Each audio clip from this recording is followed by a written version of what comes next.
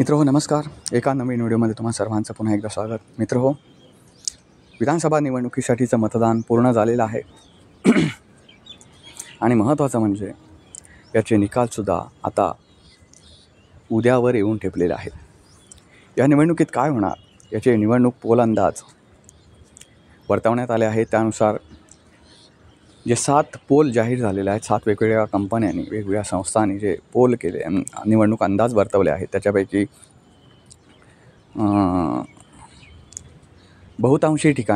बहुतांशी पोलनुसार महायुतीला परत एकदा सत्ता हाती मिळण्याची शक्यता आहे. मित्र, काही जरी असलं, सत्तेवर कोण येणार यापेक्षा या निवडणुकीमध्ये काही वाईट गोष्टी घडल्या. त्या म्हणजे निवडणुकीपूर्वी सत्ताधाऱ्यांनी मतदारांना लाच देण्याचा प्रयत्न केला. दुसरीकडे ज्या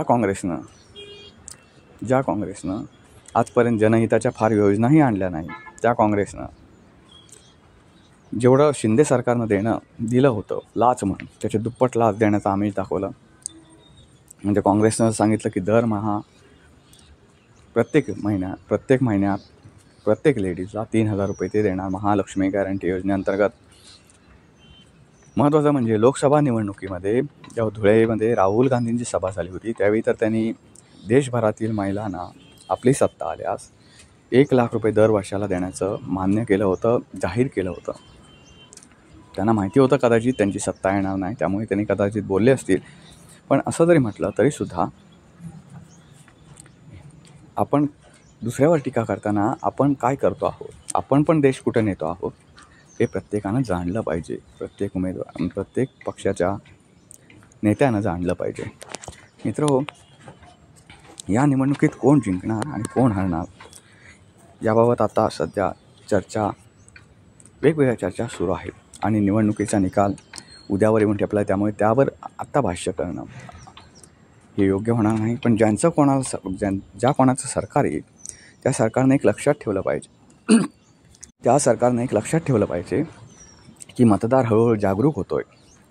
पूर्वीसारखा मतदार एका रात्रीत विकला जाऊ शकत नाही. हा भारत देश जो आहे किंवा आपलं राज्य जर म्हणायचं झालं तर हळूहळू सुशिक्षित आणि साक्षर लोकांच्या हातात जात आहे आणि हे तुमच्यासाठी धोकादायक आहे. सत्ताधाऱ्यांनी एक लक्षात ठेवलं पाहिजे की आपण 5 वर्ष, आणि जनतेची अशी अपेक्षा नाही की तुम्ही खूप मोठं काम करावं, कारण तुमच्याकडून अपेक्षाच नाहीत त्या. तुमच्याकडे तेवढं टॅलेंटसुद्धा नाही आणि महत्त्वाचं म्हणजे तुमच्यात तेवढी हिंमतसुद्धा नाही. कारण प्रत्येक पक्षाच्या प्रत्येक उमेदवारामध्ये किंवा प्रत्येक नेत्यामध्ये एक बकासूर दडलेला आहे आणि तो बकासूर कायम पैसे खाण्याचीच कामं करीत असतो. जनतेनं ते ॲक्सेप्ट केलं आहे की तुम्ही काम करताना पैसे खाता, पण ते खाताना थोडाफार तरी जनतेचा विचार करा. एवढी माफक अपेक्षा आहे जनतेची आहे. असं जर तुम्ही काम केलात तर 5 वर्षानंतर तुम्हाला ही लाच देण्याची गरजसुद्धा पडणार नाही किंवा तुमच्या पक्षात बंडाळी जर झाली तर तुम्हाला सोडून मतदार कुठेही जाणार नाही.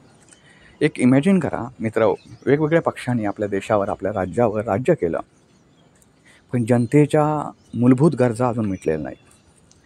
म्हणजे पाणी असेल, रस्ते असतील, वीज असतील, याच्यासाठी आंदोलनं होत आहेत आणि निवडणुकीच्या प्रचाराचे मुद्देसुद्धा हेच राहतात. अगदीच प्रचाराचा मुद्दा नसला तर मग जाती धर्माच्या आधारावर निवडणुका लढवल्या जातात. मित्र, मी मागच्या काही व्हिडिओमध्ये तुम्हाला सांगितलं होतं की जात आणि धर्म याच्या आधारावर निवडणुका लढवल्या जाऊ नयेत आणि त्या लढवूही नयेत आणि जनतेनं सुद्धा अशा लोकांना माफ करू नये. जेव्हा तुमच्या जात आणि धर्माच्या नावावर निवडणुका लढवण्यासाठी प्रचाराचे मुद्दे घेऊन तुमच्यासमोर कुठलाही पक्ष येतो, तेव्हा त्यांना एक असं सांगायचं, माझ्या आधी मूलभूत गरजा मिटव, मग आपण बघू जात धर्म. आम्ही आमच्या जातीतले किंवा आम्ही आमच्या धर्मातले त्या गोष्टी करायला सक्षम आहोत, त्या तुम्ही करण्याची गरज नाही. त्या कुठल्या पक्षानं किंवा सत्ताधाऱ्याने ते करण्याची गरज नाही. ते प्रत्येकाच्या हातात बळ दिलेलं आहे. प्रत्येक जाती धर्मातल्या माणसाच्या हातात बळ दिलेलं आहे त्याचं स्वतःचं रक्षण करण्यासाठी. ते सरकारनं करण्याची फार गरज नाही. आणि तुम्हाला रक्षणच जर करायचं असेल तर गोरगरीब महिलांचं, ज्या असहाय्य महिला आहेत त्यांचं रक्षण करा, त्यांचं अब्रूचं रक्षण करा. दुसरी गोष्ट म्हणजे तुम्हाला जर काही करायचंच असेल जनतेच्या समस्या मिटवा. ज्या मूलभूत समस्या आहेत, अशा काय हायफाय समस्या नाही आहेत त्या. ज्या मूलभूत समस्या आहेत त्या मिटवा. महत्त्वाचा जातीपातीचा विषय आला म्हणून सांगतो. मी तुम्हाला अगोदर म्हटलं होतं एका गोष्टीसाठी मी मराठा समाजाच्या आंदोलनाचं कौतुक केलं होतं, ते आजसुद्धा करतो आहे मी. कारण लोकप्रतिनिधी नमवता येतं हे मराठा समाजानं दाखवून दिलं. तरीसुद्धा मराठा समाजाचे जे नेते आहेत मनोज जरांगे पाटील, त्यांनी हळूहळू आंदोलनाची कशी समाप्ती केली हे तुम्ही गेल्या काही दिवसांमध्ये बघताय. मित्रहो, कोणत्याही आंदोलनाची समाप्ती अशी होत राहते. आंदोलन आता तुम्हालाही कळलं असेल, मराठा समाजाच्या लोकांनाही कळलं असेल, जे मनोज जरांगे पाटील यांच्या मागे उभे होते त्यांनाही कळलं असेल की जरांगे पाटील यांनी आंदोलन हे तात्पुरतं केलं होतं. एका पक्षाला असं म्हणण्यापेक्षा एका व्यक्तीला समोर ठेवून आंदोलन केलं होतं. तुम्ही तर बघताय, देवेंद्र फडणवीस या एका व्यक्तीला समोर ठेवून त्यांनी आंदोलन केलं होतं. जेव्हा व्यक्तिसापेक्ष आंदोलनं होतात ना मित्र, व्यक्तिसापेक्ष जेव्हा आंदोलन होतात तेव्हा त्या आंदोलनामागे वेगळं षडयंत्र असतं. आणि तुम्हाला महाराष्ट्रात माहिती आहे, ज्यानं हे आंदोलन पेटवलं असं खूप ठिकाणी आरोप होता आणि तो आरोप बहुतांशी खरासुद्धा आहे. शरद पवार हे आपले ज्येष्ठ नेते आहेत, त्यांच्या वयाचा मान राखून आपण त्यांच्याबद्दल खूप आदरानं बोलतो, पण त्यांनी हे आंदोलन पेटवलं. त्यांच्यामागे ते कुठेही दिसत नाही. आणि महत्त्वाचं म्हणजे त्यांची एक खेळी अशी असते की ते त्या खेळीत कुठेही दिसत नाही, पण त्याच्यामागे तेच असतात. ही त्यांच्या खेळी करण्याची एक खासियत आहे. तर ह्यावेळीसुद्धा त्यांनी असं केलं, मनोज जरांगे पाटीलला गुप्तपणे पुढे केलं आणि एकदासुद्धा ते जरांगेच्या आंदोलनाला भेट द्यायला गेले नाही. त्यांनी राजकारण म्हणजे जे सत्ताधाऱ्यांना वेठीस धरलं, त्यामुळे महाराष्ट्र वेठीस धरला गेला. मला मान्य आहे तुमची समस्या होत्या, तुमच्या काही मागण्या होत्या, अरे पण त्या मागण्या मान्य कुठे झाल्यात? जे जरांगे पाटील मी जीवाची बाजी लावायला तयार आहे मराठा समाजासाठी असं म्हणतात, तेच जरांगे पाटील परवाच्या भाषणामध्ये निरोपाच्याच भाषणामध्ये म्हटलं तर चालेल की माझी तब्येत आता मला साथ देत नाही, शरीर मला साथ देत नाही, मला 4-4 सलाईन लावायला लागत आहेत, त्यामुळे मी आता माझ्यावर काही विसंबून राहू नका, तुम्ही एक संघ राहा आणि आरक्षण मिळवा असं सांगतायत. हे कुठून आलं? तुम्ही इतके दिवस उपोषण केलात, प्राणांतिक उपोषण असं त्या उपोषणाला नाव दिलात, बॅनर दिलात. तुमच्यावर एवढी लोक विश्वास ठेवून होती, तुमच्यावर एवढी लोकांनी तुमच्या खांद्यावर मान ठेवली होती की हे आपले नेते आहेत आणि ते आपला प्रश्न तडीच लावल्याशिवाय राहणार नाही, असं ते जनतेमध्ये त्या विश्वास होता, मराठा जनतेमध्ये. आणि महत्त्वाचं म्हणजे तुम्हीही तो विश्वास त्यांच्या मनात रुजवला होता. मग तो विश्वास गेला कुठे? इतक्या दिवसात तुम्ही का थकलात? आणि आता विधानसभा निवडणुका लागल्यावर सुरुवातीला तुम्ही देवेंद्र फडणवीसना धडा शिकवणार होता आणि शेवटचं तुमचं उपोषण तुम्हीही आठवा जरांगे पाटील, तुम्ही जे शेवटचं उपोषण केलं त्यावेळी तुमचा एक कुठलाही लोकप्रतिनिधी तुमच्याकडे फिरकला नाही किंवा कुठलाही शासकीय अधिकारीसुद्धा फिरकला नाही तुम्हाला आश्वासन द्यायला. शेवटी तुम्हीच स्वतःहून आपलं उपोषण मागे घेतलात आणि तुम्ही तिथं घोषणा केलीत की आता आपण निवडणुकीला उतरायचं, सगळ्या ठिकाणी उमेदवार उभे करा. तुम्ही 288 उमेदवार देणार होतात आपल्या राज्यात. ते 288वरनी 125 की 120वर आलं, त्याच्या निम्म्यावर आलं. त्याच्यावरनी नंतर तुम्ही अचानक म्हणता की आता उमेदवार उभं करायचं नाही, असं ठरवूया आपण, उमेदवार पाडायचे म्हटलं. ते कोण पाडायचे असं तुम्ही ठरवणार होतात, पण ते सुद्धा तुम्ही ठरवू शकला नाही. तुम्ही नंतर म्हणे की त्या स्थानिक पातळीवर कोणाला पाडायचं, कोणाला जिंकून यायचं ते तुमचा तुम्ही निर्णय घ्या. त्यानंतर जनतेला विश्वास होता की निदान तुम्ही त्यांना समजून घ्याल आणि नंतर निवडणुका झाल्यानंतर एक मोठं आंदोलन परत सुरू होईल असं तुम्हीच म्हटलं होतात की निवडणुका झाल्यावर आपण जो सत्ताधारी येईल त्याच्याविरोधात परत आंदोलनं सुरू करू वगैरे वगैरे. आणि नंतर निरोपाचं भाषण थोडक्यात केल्यासारखं, भुपाळी आळवल्यासारखं तुम्ही असं म्हणताय की आता माझी काय तब्येत साथ देत नाही, आता मला काय हे करत नाही, तर पुढचं तुम्हाला बंधनमुक्त केलं आहे असं तुम्हीच म्हणता. ही किती वेगवेगळी रूपं आहेत, किती अवतार आहेत ते एकाच जन्मात घेतलेले तुम्ही जरांगे पाटील. तुमच्यावर एवढी लाखो जनता तुमच्यावर फिदा झाली होती, त्यांना एका चुटकीसरशी तुम्ही वाऱ्यावर सोडलात. नुसतं वाऱ्यावर सोडलं ना म्हणजे तुमचं आंदोलन कसं म्हणावं की बाबा तुमचं स्वतःचं आंदोलन होतं ते. मित्र हो, नेहमी लक्षात ठेवा, कुठल्याही जातीनुसार किंवा कुठल्याही धर्माविरुद्ध आंदोलन कधीही करू नका. जात किंवा कुठलाही धर्म असं कधीच शिकवत नाही की दुसऱ्या जातीचं नुकसान करून आपली जात पुढे नेणं. ती व्यक्तीची प्रवृत्ती असते. तुम्ही व्यक्तीविरोधात भलेही हे करा. आता महत्त्वाचं म्हणजे मराठा समाजानं असं ठरवलं होतं की मराठा उमेदवार द्यायचे. मला सांगा, तुमचे राजकारणात आधी काही उमेदवार नाही, तुमच्या राजकारणात काही लोकप्रतिनिधी नाही आहे तेव्हा तुम्ही नवीन उमेदवार उभे करताय म्हणता, तर मग त्यांना सांगा ना मिटवा. मी म्हणू शकतो की देवेंद्र फडणवीस हे ब्राह्मण आहेत आणि ते मराठा समाजाच्या आरक्षणामध्ये मोडता घालत आहेत असं धरून चालू आपण.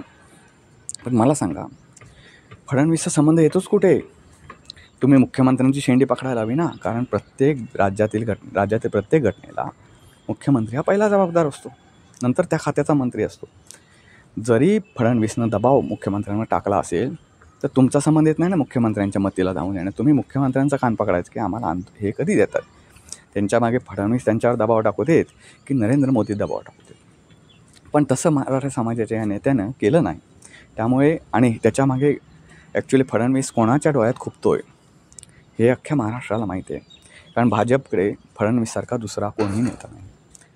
फडणवीसचा जर चेहरा तुम्ही भाजपच्या पक्षातून वजा केला तर महाराष्ट्रातील BJP कुठंच उरत नाही. कारण तुम्ही बघा ना, तुम्ही एक इमॅजिन करा, भाजपचा अमुक एक नेता राज्याच्या एका भागात गेला आहे तर किती लोक त्याचं भाषण ऐकायला जमतील? न धरता आणली, धरून आणली ते सोडून द्या, ते प्रत्येक पक्षांमध्ये येतात.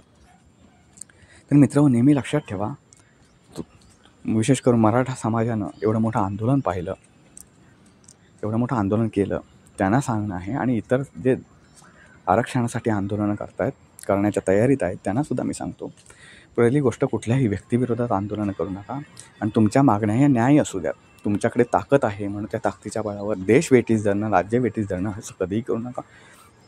तुम्ही सन्मानांचा पुढे, मी म्हणजे कोणी झालं तर तुमच्या सन्मानाला सॅल्यूट कर, तुमच्या समाजातले असतील, मी तुमच्या समाजातले म्हणत नाही.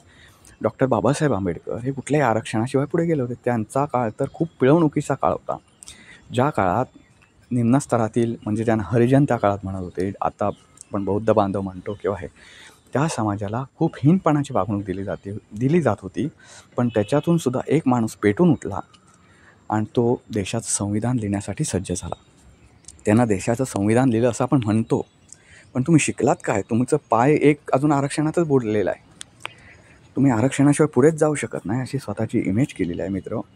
तर असे थोर मोठे नेते आहेत की त्यांना कुठल्या आरक्षणाशिवाय गेले नाहीत आणि त्यांना कोणी थांबवू शकलं नाही. महत्त्वाचं म्हणजे तुम्ही प्रत्येकाला दुष्ण देता. मला सांगा, फडणवीसने तुमची प्रगती रोखली का हो? जेव्हा मराठा समाजाचा एखादा उमेदवार पुढे जातो बुद्धीच्या जोरावर, कुठल्याही वशिल्याशिवाय, कुठल्याही समाजाचा म्हणतो आहे बरं, पण मराठा समाजाचा तो उदाहरण याच्यासाठी देतो आहे कारण त्या आंदोलनाबाबत आपण बोलतो आहे. तुमचा एखादा माणूस पुढे जातो आहे खूप मोठ्या पदावर, तर फडणवीस फोन करून सांगतात का हो की ह्याला नोकरी देऊ नका, ह्या समाजाच्या माणसाला द्या.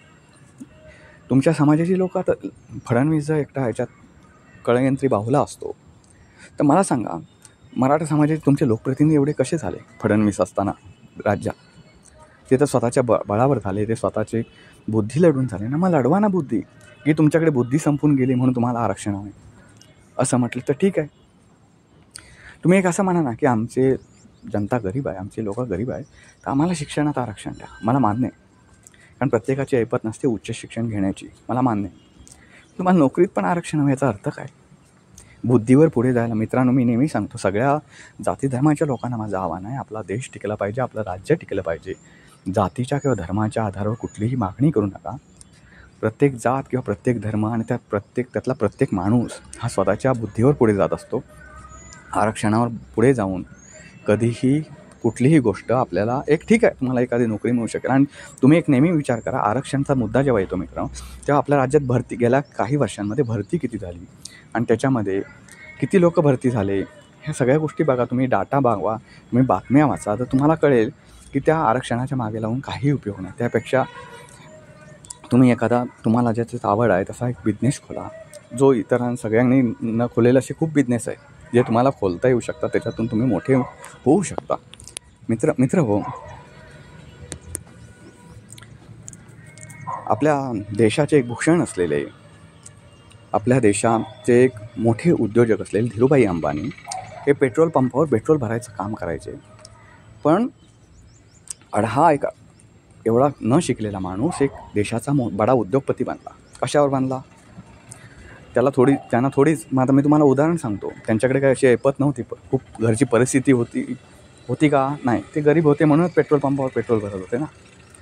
पण ते एक मोठे उद्योजक बनले आणि आता त्यांची मुलं फॉरेनमध्ये शिकून येऊन त्यांचा उद्योग चालवतात. त्यांच्यासाठी त्यांना फॉरेनला शिकायला जावं लागलं आणि त्या उद्योग उभा कोणी केला? तर एका अडाणी माणसानं. त्यामुळे नेहमी लक्षात ठेवा, तुमच्यामध्ये एक सुप्त ताकद दडलेली असते. त्या ताकदीला पुढे येऊ द्या. त्या ताकदीचा वापर करा. नाही ताकद एकदा गंजून गेली, बुद्धीची असो की शारीरिक असो, ती एकदा ताकद गंजून गेली ना, तर तुमच्या शरीराचाही काही उपयोग नाही आणि तुमच्या बुद्धीचाही काही उपयोग नाही. त्यामुळे सन्मानानं जगा आणि सन्मानानं पुढं जा. मित्रो, आजचा व्हिडिओ तुम्हाला कसा वाटला? थोडा डायव्हर्ट झाला हे मला मान्य आहे, पण तो व्हिडिओ कसा वाटला तुम्हाला ते नक्की कळवा. व्हिडिओ खाली कॉमेंट्स करा कसा वाटला ते. व्हिडिओ लाईक करा, शेअर करायला विसरू नका. चॅनलला सबस्क्राईब करायला तर अजिबात विसरू नका. पुन्हा भेटू पुन्हा एका अशा नवीन व्हिडिओ. तोपर्यंत नमस्कार.